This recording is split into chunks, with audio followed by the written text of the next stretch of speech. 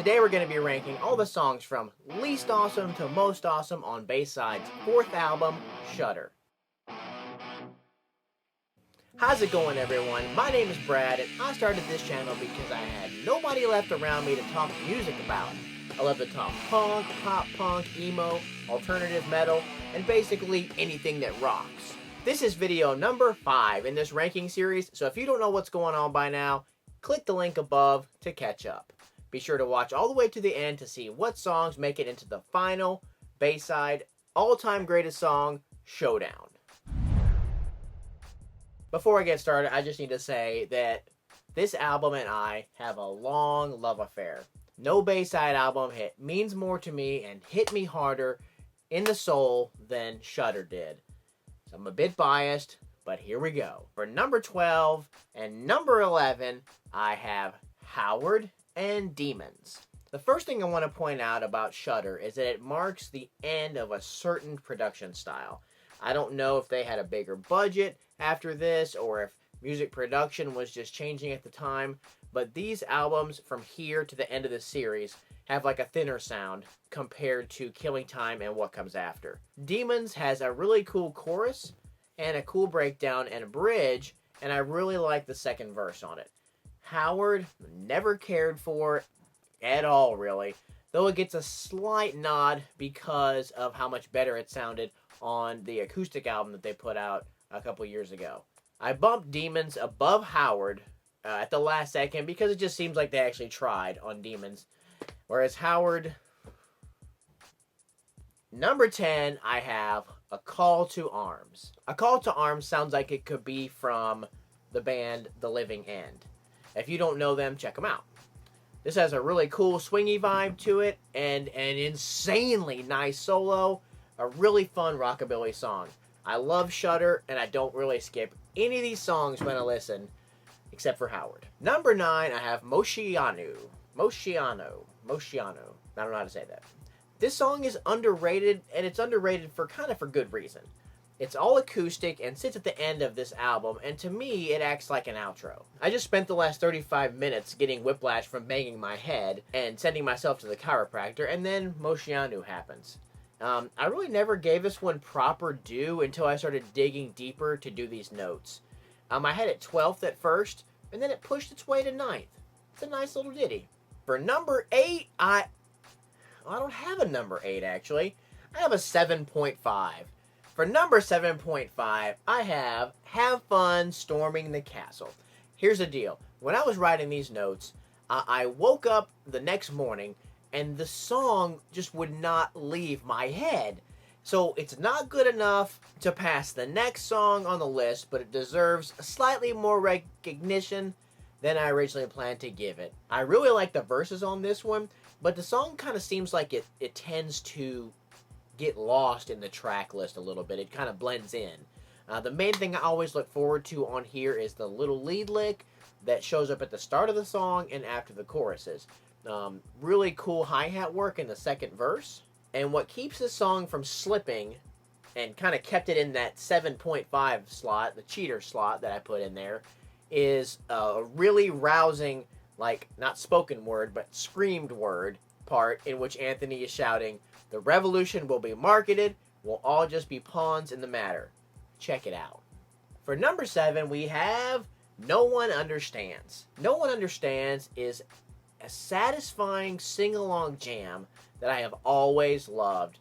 Awesome choruses with some subtle backing, oohs and ahs, but my favorite thing here is subtle. It's the acoustic guitar in the background in the second verse. I always loved it since the first time I heard the song. If the sun don't shine tomorrow, then we'll survive. Thanks, Anthony, for the positive slant on this song. A great key change. This is a super solid song that holds up really, really well after all these years. 12 years. Ugh. Here's the moment you've all been waiting for. From here on, all these 6 songs are going to be making it into the final Bayside Awesome Song Showdown. Be sure to sound off in the comments. Is Brad crazy?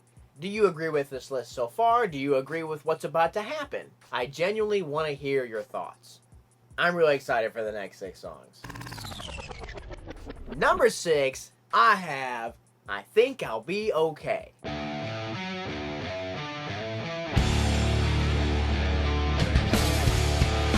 Straight out the gate with this draggy little riff.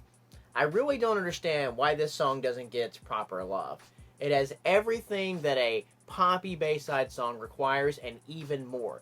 I would be bouncing through the roof if they played this live when I was there. This thick riff just keeps rolling while the other 2 guitar tracks are running throughout the whole song. The song has a bunch of different guitar layers. Listen to it with headphones on. And one of the best sing-along choruses. Now I hate to say, the only thing that's keeping me alive is you. But I can't say your name. I think I'll be okay. So fun to sing. Turn it on right now. My head was bopping just while I was writing these notes. I Think I'll Be Okay sneaks into the finals because of what might be my favorite bridge on Shudder.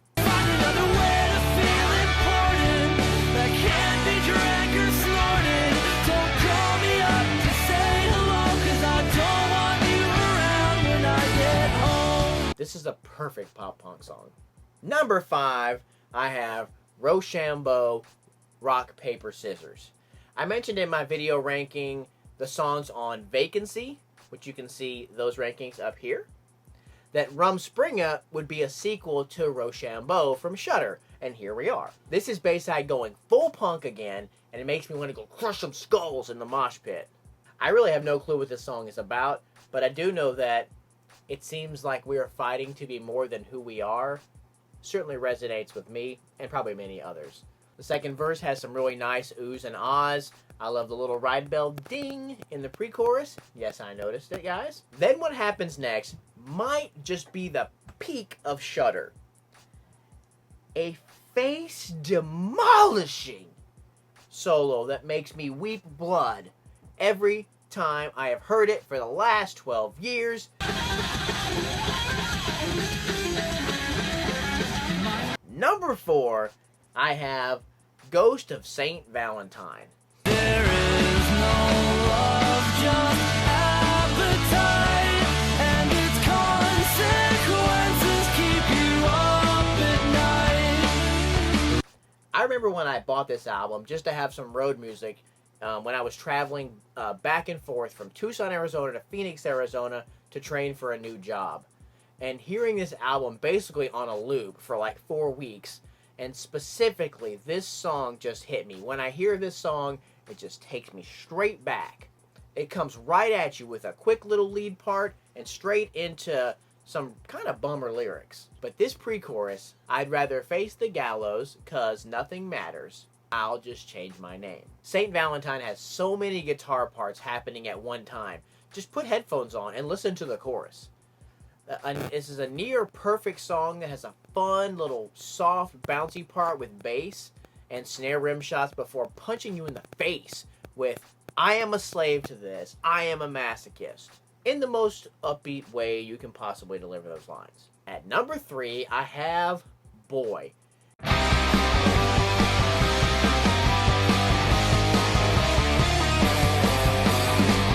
This is basically another perfect song. But remember, this list is about my favorites, not necessarily the best. This has little hooky piano hanging out in the background of most of this song. I love the drums on here. Also, Anthony's Kermit the Frog voice is back on this song. What makes Boy really soar, though, is the lyrics. Shudder takes you on a deep dive into Anthony's soul and gives you a close look at what really makes him him. Now's your chance, boy. Just ignore the dreadful things they say. Go on, give up, you'll never win. With piano going off in the background while all this is going on. And then the bridge, which is just heartbreaking.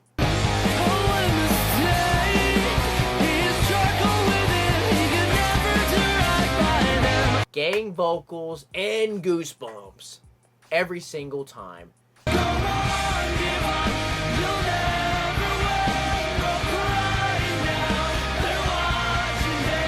Now we have made it to our top 2. Here's what's left. What's it gonna be? What and what not?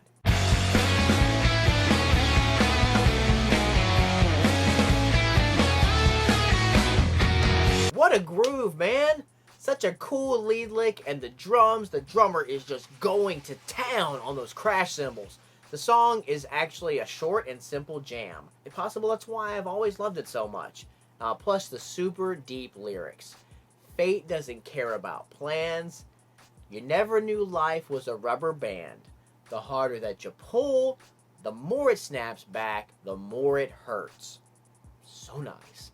Great emo pop chorus where again the drummer is murdering the crash cymbals. Kermit the Frog vocals show up again to tell us that I'm not saying that I know what and what not to do.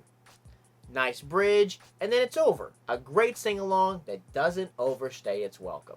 So for number 1, I have one of my favorite songs, period, of all time by any band, any artist. I Can't Go On. I can't go on, deflate the air from both of my lungs. It doesn't get much better than this, man.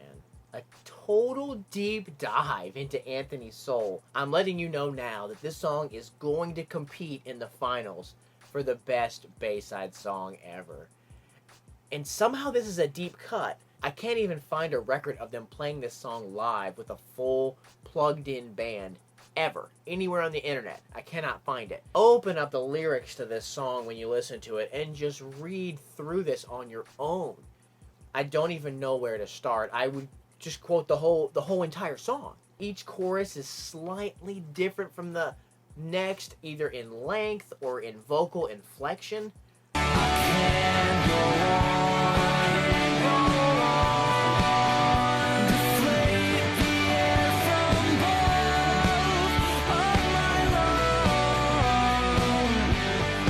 Can't Go On just builds and rises to a climax, and then it might be the only song to bring you all the way up and end in a fade out. A fade out! If you ask me to put Shudder in a little bubble and say, this is what I want you to take away from Shudder, to me, it's this song.